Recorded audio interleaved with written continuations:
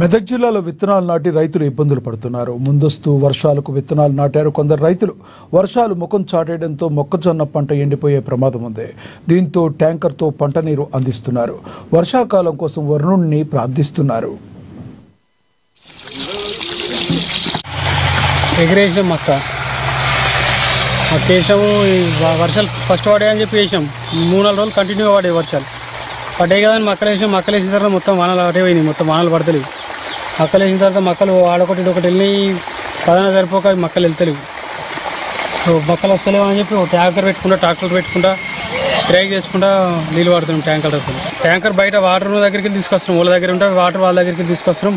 ట్యాంకర్కి పోయి 1200 దాకా తీసుకుంటున్నాం కిరాయిలు. తీసుకుంటా వస్తున్నాం. ఈ ట్యాంకర్ ఎగర వారాలంటే ఇప్పుడు మనకి ఏడేమి ట్యాంకర్లు కావాలంట. ఎన్ని ట్యాంకర్ అయితే వాడుతుందో ఏమో అర్థమైతలేదు.